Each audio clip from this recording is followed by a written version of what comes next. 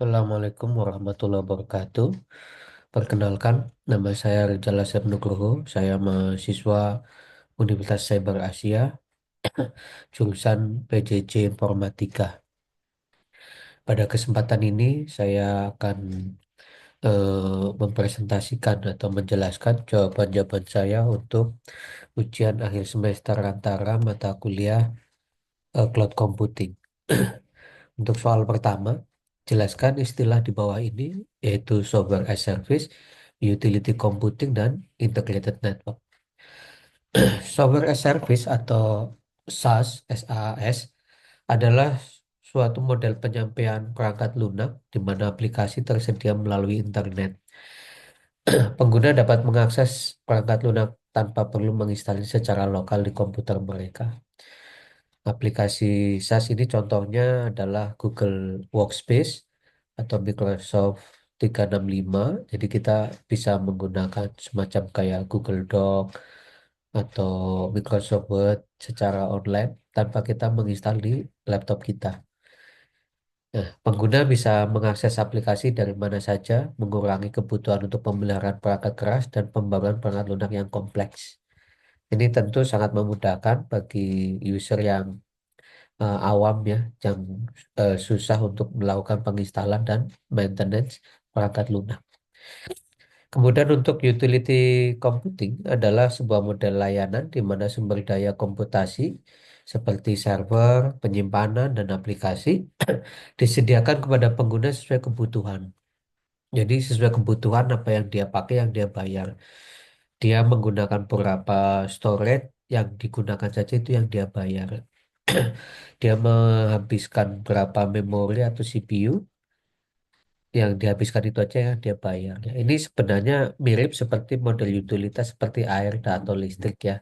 Pengguna hanya membayar untuk apa yang mereka gunakan. Sehingga ini memungkinkan efisiensi biaya dan fleksibilitas. Ini sangat sering digunakan buat company-company atau yang kebutuhannya dinamis. Jadi kadang kecil, kadang kemudian nanti seiring pertumbuhan dia akan membesar sehingga ya dia hanya membayar sesuai yang dia gunakan saja. Kemudian integrated network ya. Integrated network ini merujuk pada sistem komunikasi yang menggabungkan berbagai jenis jaringan seperti jaringan data, suara, dan video menjadi satu infrastruktur yang terpadu. Khususnya dalam konteks cloud computing, tujuannya adalah untuk meningkatkan efisiensi, mengurangi biaya, dan meningkatkan kemampuan manajemen. Dengan jaringan yang terintegrasi ini, informasi dapat dipertukarkan dengan lebih mudah dan cepat di antara berbagai sistem dan aplikasi, baik di lingkungan on-premise maupun cloud. Ini mendukung kolaborasi yang lebih baik dalam organisasi dan memungkinkan akses yang lebih fleksibel dan aman ke data dan aplikasi di seluruh infrastruktur. Mungkin itu untuk jawaban soal nomor satu. Kemudian kita beralih ke soal nomor dua. Jelaskan dan gambarkan arsitektur network dari hybrid cloud computing ya. Jadi hybrid cloud computing ini adalah kombinasi dari infrastruktur cloud public dengan cloud privat yang memungkinkan data dan aplikasi untuk dibagikan di antara keduanya. Jadi ini memberikan fleksibilitas, efisiensi, dan kontrol yang lebih baik dalam pengelolaan sumber daya IT. Untuk komponen utama arsitektur hybrid cloud itu pasti ada cloud privatnya. Ini infrastruktur cloud yang digunakan secara eksklusif oleh satu organisasi. Bisa disediakan secara internal maupun oleh pihak ketiga sebagai vendor. Kemudian ada cloud publik. Cloud publik ini infrastruktur yang disediakan oleh penyedia layanan cloud seperti AWS, Azure, Google Cloud, Alibaba, dan lain-lain ya. Dan ini bisa diakses oleh siapa saja. Kemudian ada jaringan penghubung. Jaringan penghubung ini yang menghubungkan antara cloud public dengan cloud privat. Ini biasanya melalui VPN atau Virtual Private Network atau melalui koneksi dedicated seperti AWS Direct Connect. Kemudian ada data dan aplikasi. Data dan aplikasi ini dapat disimpan baik di cloud privat maupun di cloud public. Tinggal diatur saja. Untuk data-data yang mungkin sensitif bisa ditaruh di cloud private. Kemudian untuk data-data yang tidak sensitif bisa ditaruh di cloud public. Kemudian ada manajemen dan orkestrasi, yaitu alat dan proses yang digunakan untuk mengelola dan mengintegrasikan layanan di kedua lingkungan, termasuk monitoring, pengendalian biaya, dan penyebaran aplikasi. Untuk gambarnya seperti ini, diagram hybrid cloud computing ya, ini ada sebuah cloud public, ya, ada cloud public. Cloud public berisi aplikasi dan database, kemudian ada cloud private, ada aplikasi dan database. Antara cloud public dan cloud private ini berkomunikasi melalui jaringan penghubung. Jaringan penghubungnya itu bisa menggunakan VPN connection atau menggunakan dedicated connection atau direct connection ya. Kemudian klien ya, klien yang dari luar seperti yang diakses dari HP, lab, komputer PC maupun laptop itu akan melalui cloud public. Ya, apa keuntungannya? eh dari hybrid cloud, keuntungannya adalah fleksibilitas ya, memungkinkan organisasi untuk menyesuaikan beban kerja antara cloud privat dan publik. Kemudian ada efisiensi biaya, mengoptimalkan penggunaan sumber daya sesuai kebutuhan dan keamanan dan kontrol yang paling penting ini ya. Jadi untuk keamanan dan kontrol ini memungkinkan penyimpanan data sensitif di cloud privat, sementara memanfaatkan cloud publik untuk aplikasi yang non-sensitif. Nah, mungkin itu jawaban untuk nomor dua. Kemudian untuk nomor tiga adalah beberapa faktor yang bisa kita lihat dalam implementasi cloud computing di seluruh dunia. Bisa dibilang keberhasilan implementasi di sebuah perusahaan menjadikan perusahaan dapat menekan cost dan sistem perkembangan suatu perusahaan akan naik. Ada empat faktor yang berpengaruh dalam implementasi cloud computing. Sebutkan dan jelaskan. Baik, saya akan menjawab. Ada empat faktor utama yang berpengaruh dalam implementasi cloud computing. Yang pertama adalah keamanan dan privasi data. Keamanan data adalah salah satu faktor paling krusial dalam cloud computing.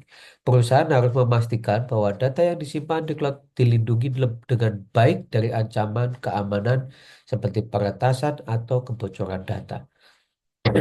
Langkah-langkah keamanan yang meliputi enkripsi, autentikasi multifaktor, dan kontrol akses yang ketat sangat penting.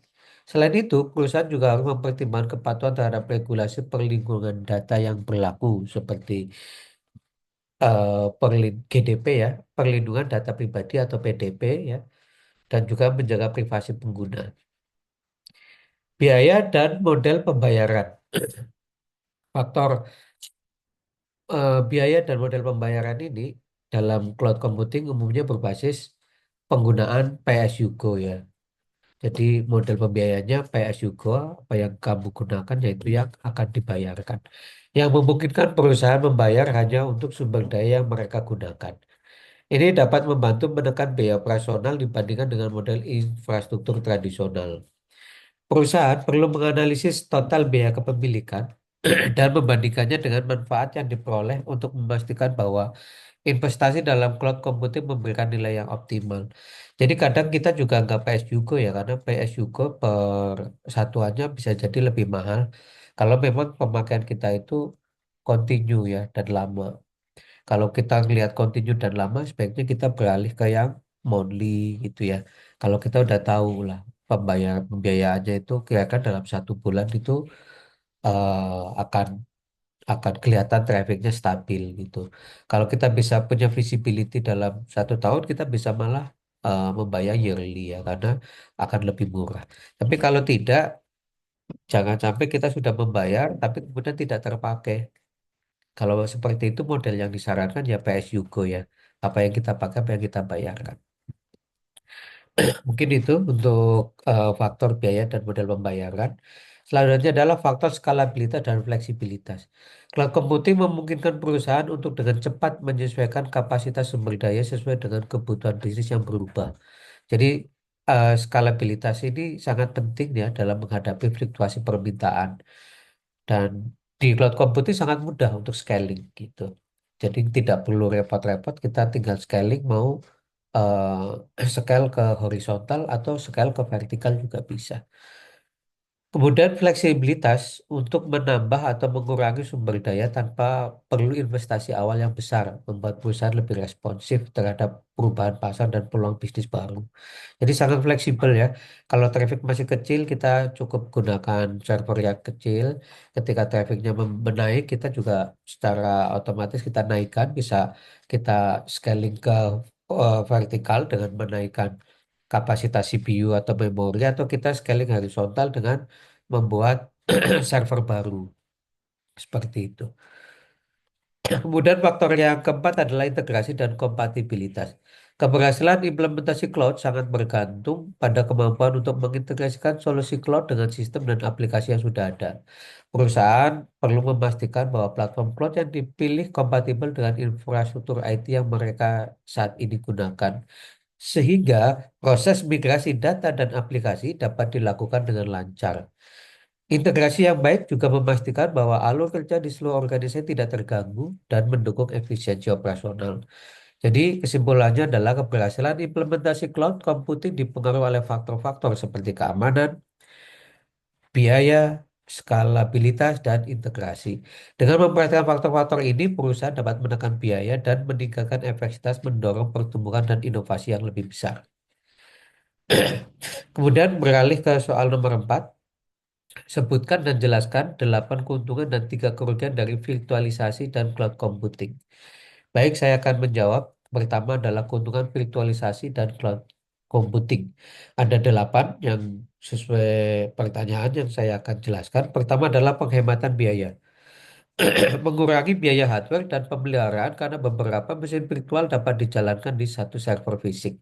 Ini juga mengurangi pengeluaran untuk ruang fisik dan konsumsi energi ya. Jadi kalau kita melakukan virtualisasi, satu mesin fisik bisa kita bagi menjadi beberapa virtual mesin, dan keuntungannya adalah penghematan biaya karena hanya membutuhkan satu server fisik. Yang kedua adalah fleksibilitas dan skalabilitas. Memungkinkan perusahaan untuk dengan mudah menambah atau mengurangi sumber daya sesuai kebutuhan.